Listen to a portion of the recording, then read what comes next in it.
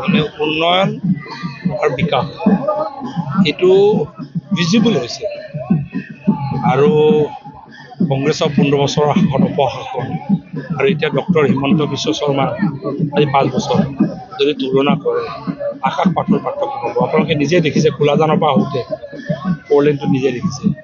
এইটো তাৰমানে কংগ্ৰেছে বিশ্বাস কৰিব নোৱাৰে। যেতিয়া মুখ্যমন্ত্ৰী ইয়াত ফ'ৰলেনটো যেতিয়া আপলোড কৰিছিলে কংগ্ৰেছে ভাবিলে AI দি বনাইছে বুলি, কম্পিউটাৰ দি বনাইছে বুলি। তাৰমানে কি কংগ্ৰেছে গুৱাহাটীত থকা কংগ্ৰেছে জোনাইত এনেকুৱা ডেভেলপমেণ্ট হ'ব পাৰে ভবাই নাছিল। তাৰপিছত ভিতৰুৱা অঞ্চলবোৰ আপোনালোকে চাব কেইটামান জেগাত মোৰ বাকী আছে কাম, কিন্তু মেজৰ যিখিনি কাম প্ৰায়ভাগখিনি হৈ গৈছে। আৰু সেইটো হস্পিটেলেই হওক, হেল্থ কেয়াৰ স্বাস্থ্য ব্যৱস্থাই হওক, স্কুলৰ শিক্ষা ব্যৱস্থাই হওক, যাতায়াতৰ ব্যৱস্থাই হওক, লাহে লাহে বানমুক্ত কৰাৰ কাৰণে যিটো প্ৰক্ৰিয়া ভাৰ্চুৱেলি 80% মান আমাৰ সফল হৈছোঁ। নহ'লে এটা বানপীড়িত সমষ্টি বুলি আগতে এটা জনাজাত আছিল, আজিকালি বানপানীৰ চিনচাপ নাইকিয়া হৈছে। তাৰ ওপৰঞ্চি চবতকৈ ডাঙৰ কথা হ'ল কি সাধাৰণ মানুহ, আমি এটা কল্যাণকামী ৰাষ্ট্ৰ, সাধাৰণ মানুহক সহায় কৰা যিখিনি অভূতপূৰ্ব আঁচনি লৈছে। তাৰমানে আপুনি এটা কোনো দুখীয়া মানুহক এৰা নাই এইখন গভৰ্ণমেণ্টে। এটা দুখীয়া মানুহ, এটা যুৱচাম, এটা মহিলা কাকো এৰা নাই। চবকে চুই যোৱাকৈ আৰু চবৰে হিত হোৱাকৈ এইখন চৰকাৰে যিকেইটা আঁচনি লৈছে তাৰ প্ৰভাৱ আপোনালোকে দেখিছে।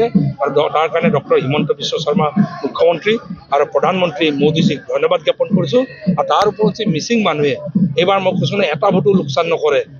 প্ৰধানমন্ত্ৰীয়ে যিটো সন্মান সিদিনা গোৱামুখত দি থৈ গ'ল মিচিং মানুহক, আৰু অমিত শ্বাহজীয়ে মিচিং যুৱ মহোৎসৱত আহি যিটো সন্মান দি থৈ গ'ল, ডক্টৰ হিমন্ত বিশ্ব শৰ্মা ডাঙৰীয়াই যোৱা 5 বছৰ কালত মিচিং জাতিটোক যিটো সন্মান দিছে, যিমান সমস্যা আছে সমাধানবোৰ প্ৰএক্টিভলি সমাধান কৰাৰ কাৰণে প্ৰচেষ্টা চলাইছে। মই ভাবোঁ যে এইবাৰ আপুনি চাব জোনাই সমষ্টিত ৰেকৰ্ড ভোটত আমি জয়যুক্ত হ'ম। জোনাইত কিনো অশান্তি দেখিছে আপোনালোকে নিজে দেখিছে, ক'ত অশান্তি আছে? জনগণটো ফূৰ্তিতে আছে।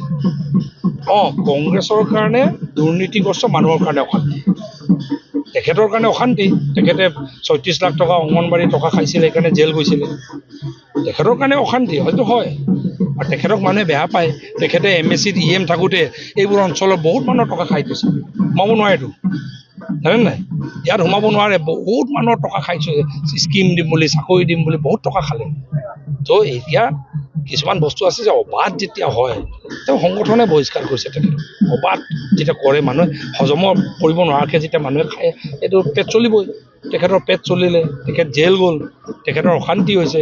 চ' তেখেতৰ অশান্তিটোক জনগণৰ অশান্তি বুলি ভাবিছে। জনগণে ফূৰ্তি কৰি আছে, দেখিছ ধুনীয়া আছে। মোক এতিয়া মই সেৱা দিব লৈছোঁ, ইয়াত নামঘৰত সেৱা দিছে, জনগণে ফূৰ্তি কৰি আছে। আৰু জনগণেতো এইবাৰ ইলেকশ্যনটো উৎসৱ বুলি ভাবি লৈছে, বিৰোধী ক'তো নাই এইবাৰ।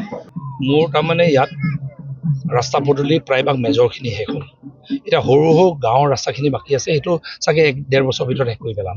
বানপানী গৰাখহনীয়া ৰোধ কৰাৰ কাৰণে মূল যিটো চিয়াং নৈ বা আপোনাৰ লালি নদী ব্ৰহ্মপুত্ৰৰ সেইটো মূল বানটোৰ অলৰেডি প্ৰচেছ হৈ গৈছে। এতিয়ালৈ 120 কোটিমান খৰচ কৰি আমি কাম কৰিলোঁ, আৰু 120 কোটি টকা আমি পাম, প্ৰচেছত আছে, সেইটোও হৈ যাব। কিন্তু এই যে উপনৈবোৰ যে আহিছে, ৰাজাখানা, হৰনলা, ডেপি, এনেকৈ যিখিনি দিকাৰী নলা, এইখিনিক তাৰমানে বৈজ্ঞানিক দৃষ্টিভংগীৰে বনোৱাটো দৰকাৰ। নহ'লে আমি এগ্ৰি বান্ধ পঞ্চায়তৰ পৰা এগ্ৰি বান্ধ বনাই ৰাখি থৈছোঁ, এইটো কেতিয়াবা 2 ঘণ্টাত ছিগি দিয়ে এই পাহাৰৰ পানীটোৱে। সেইকাৰণে তাত জিঅ' টিউব দি বনাই আৰু RCC পাৰ্কৰ পৰা দি খহনীয়াটো ৰোধ কৰাৰ কাৰণে ইতিমধ্যে প্লেন গৈছে, সেইখিনি কাম বাকী আছে। আৰু 2 নম্বৰ কথা, স্কুল যিখিনি আছে যথেষ্ট আমি মডেল অংগনবাড়ীৰ পৰা আৰম্ভ কৰি কলেজলৈকে, হাইস্কুললৈকে যথেষ্ট আমি ইনভেষ্ট কৰি আছোঁ, আৰু অলপ বাকী আছে, এইখিনি কৰি পেলাম, শৈক্ষিক পৰিৱেশটো ভাল কৰি দিম। তাৰপাছত মই ভাবোঁ যে মুখ্যমন্ত্ৰী ডাঙৰীয়াই চবতকৈ ডাঙৰ স্কিম ঘোষণা কৰিছে যে মুখ্যমন্ত্ৰী আত্মনিৰ্ভৰ স্কিম। 1 লাখ যুৱক যুৱতীক 2 লাখকৈ যেনেকৈ দিলে, এইবাৰ 10 লাখ যুৱক যুৱতীক দিম বুলি কৈছে। সেই 10 লাখ যুৱক যুৱতী যেতিয়া দিম বুলি ক'ব নহয়, তেতিয়া আমাৰ ইয়াত 10,000 যুৱক যুৱতী আমি পাম। 10,000 যুৱক যুৱতী পালে তেতিয়া কেৰেলা বেংগলোৰ যোৱাটো যিটো প্ৰৱণতা আছে, খাজিয়া কৰিবলৈ যোৱাটো, সেইটো ৰোধ কৰি নিজৰ ঘৰতে থাকি, পৰিয়ালৰ লগত থাকি ইয়াতে সংস্থাপিত হ'ব পৰাকৈ আমি বাট যদি দেখাই দিওঁ, মাইক্ৰ' ইণ্ডাষ্ট্ৰী, সৰু সৰু বেপাৰ, মাইক্ৰ' বিজনেছ এইবোৰ কৰাই মানুহখিনিক যদি ইয়াতে ৰাখিব পাৰোঁ, আৰু ভাল চাকৰিৰ কাৰণে যাওক, 2 লাখ 3 লাখ 5 লাখ টকা দৰমহা পোৱাৰ চাকৰিৰ কাৰণে যাওক, কিন্তু 10,000 12,000 টকা হাজিৰাৰ কাৰণে কেৰেলা বেংগলোৰ গৈ যিটো কেতিয়াবা মৃত্যু হ'লে খুব দুখ লাগে, বেদনাদায়ক। এই ৰোডটো আমাৰ বহুত ল'ৰা ছোৱালী বাহিৰত আছে, সিহঁতক ঘূৰাই লৈ আনি ইয়াতে আৰু ইণ্ডাষ্ট্ৰী বহাই, মাইক্ৰ' ইণ্ডাষ্ট্ৰী, সৰু সৰু মাইক্ৰ' বিজনেছ লগাই, তাৰ ওপৰতে ডাঙৰ ইণ্ডাষ্ট্ৰী যদি জাগিৰ ৰোডৰ নিচিনা ছেমি কণ্ডাক্টৰ প্লেণ্টৰ পৰ্যায় নহ'লেও বাকী ডাঙৰ ইণ্ডাষ্ট্ৰী যদি আনিব পাৰোঁ, সংস্থাপনটো মূল হ'ব। মানে মানুহক, কিয়নো চাকৰি এতিয়া 1,65,000 মানুহক চাকৰি দিছে, 2 লাখে আৰু পাব, বাকী চাকৰি নকৰাকেইটা কি কৰি খাব? তো এই সংস্থাপন দিয়াটো মই ভাবোঁ যে এইটো মেজৰ এজেণ্ডা থাকিব কিয়নো বাকী 4 লেন হৈ গ'ল এতিয়া 4 লেনৰ ওপৰত আৰু কিমান 4 লেন বনাম জোনাই টাউনটো ডেভেলপ কৰা দৰকাৰ আছে আৰু প্লেন ৱেত আমি খুব ধুনীয়াকৈ প্লেনিং এটা কৰিছোঁ অলৰেডি সেইটোও কৰিম মই ভাবোঁ খুব ভাল দিন আহিব আৰু 4-5 বছৰৰ ভিতৰত